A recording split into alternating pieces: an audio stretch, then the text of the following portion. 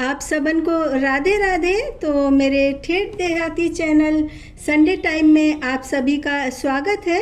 तो गाइस, कुछ लोग पर्सनालिटी वाइज कॉमेडी का फुल पैकेज होते हैं और उनको हंसने या बोलने की ज़रूरत नहीं होती।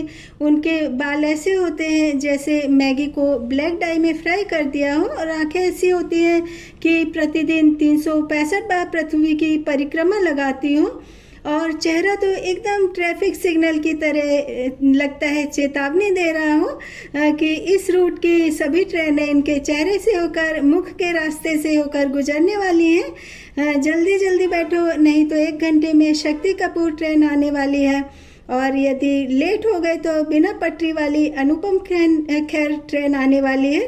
तो शायद आप सोच रहे होंगे कि मैं जॉनी लीवर भाई की शक्ल और चेहरे के ज्योग्राफी की बात कर रही हूँ।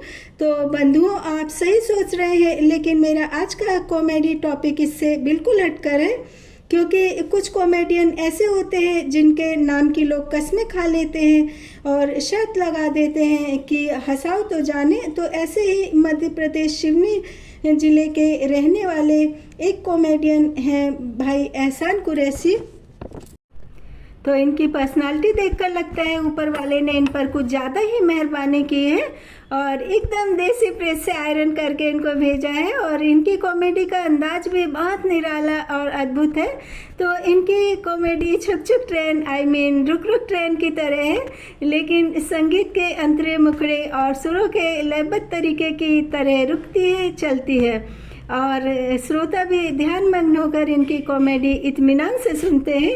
लेकिन धीरे धीरे इनकी कॉमेडी पर कब फ्लाइट मोड आ जाता है और लोग दहाड़े मारकर हंसना शुरू कर देते हैं, जैसे कि आकाशवाणी हो रही हो, प्लेन रनवे से आकाश पर उड़ चुका है और अब आप लोग दहाड़े मार मार के हंस सकते हो। और या फिर विद्यार्थियों से शिक्षक कहते हैं कि हंसने का भी एक अपना सलीका होता है। अरे मनोहर, ज़्यादा ज़ोर से नहीं हंसना, नहीं तो तुम 20 साल पुरानी बिना मरम्मत वाली कुर्सी पे बैठे हो, और जो बराबर वाली 60 साल पुरानी मैडम है ना, उनके ऊपर गिर गई तो उनका पीओपी वाला मेकअप उखड़ करके इधर उधर सारे मैदान में बिखर जाएगा।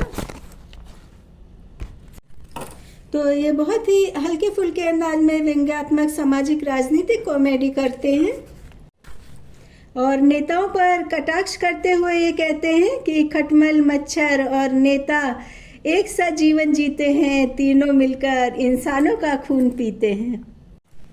और ये नेताओं पर व्यंग कसते हुए कहते हैं, एक सांप ने एक नेता को डसा, बुरी तरह फंसा, नेताजी आज भी जिंदा है और बेचारा सांप चल बसा। और इनका एक डायलॉग बहुत ज़्यादा पॉपुलर है जो कि ये सोशल मीडिया पर भी बोलते हैं, मेरा नाम है एहसान कुरैशी, बातें करता हूँ कैसी कैसी, मीठी मीठी बातों में सबको फंसाता हूँ और रोते हुए को भी हंसाता हूँ। लेकिन इनकी बातों पर हंसने के लिए थोड़ा सब्र तो करना पड़ेगा।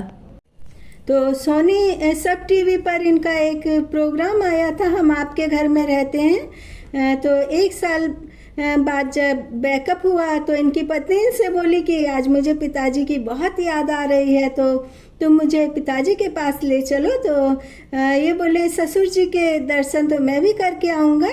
और एहसान कुरैशी जी ससुराल नागपुर गए पत्नी के साथ, और ससुर जी बाहर आए, बोले आज तो दामाद जी आपके बहुत दिनों बाद दर्शन हुए, फुर्सत मिल गई आपको, 2 साल के बाद यहाँ पर आए हो।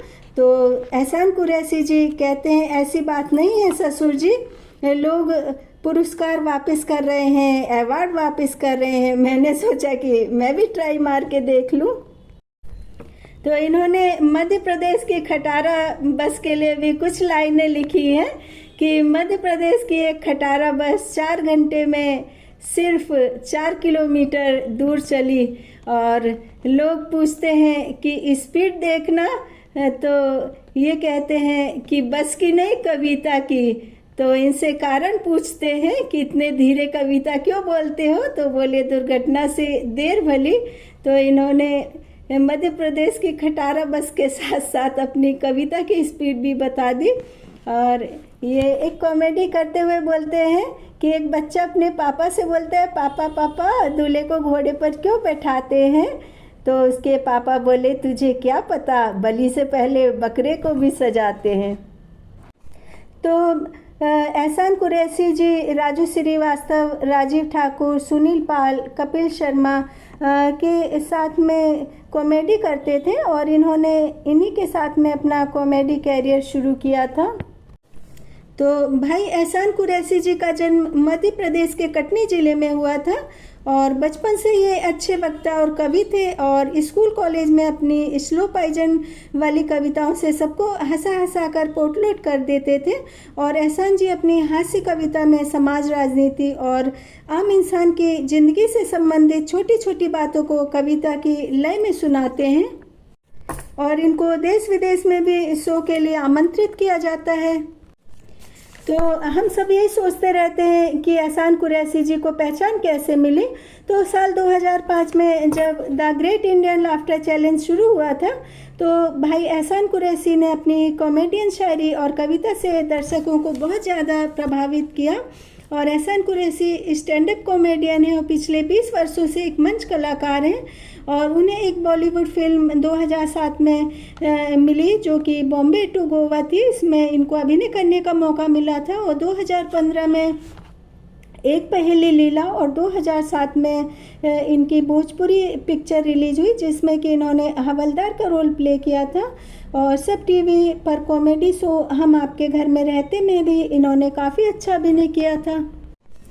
तो अपनी स्लो पॉइजन कविता सुनाते सुनाते भाई एहसान कुरैशी जी एमपी की बस का अनुभव साझा करते हुए कहते हैं कि मैंने ड्राइवर से कहा, जबलपुर के लोग भी अंदर बैठे हैं, नागपुर के लोग भी अंदर बैठे हैं, तो आखिर यह बस अपने गंतव्य तक कब पहुंचेगी? तो ड्राइवर बोला, बैठे रहो, चिंता मत करो, जितने साइड में जबलपुर के लोग बैठे हैं और जितने साइड में नागपुर के लोग बैठे हैं, जितने ज़्यादा लोग बैठे होंगे वहाँ पर ही बस जाएगी और वहीं पर बस अपने गंतव्य पर पहुँचेगी।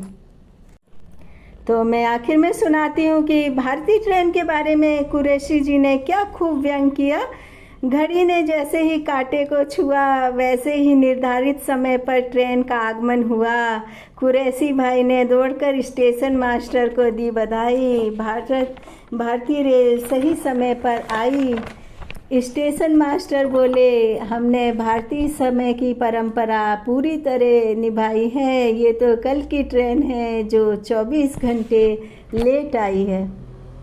तो आपको मेरा ऑडियो पसंद आया हो तो लाइक सब्सक्राइब ज़रूर करें।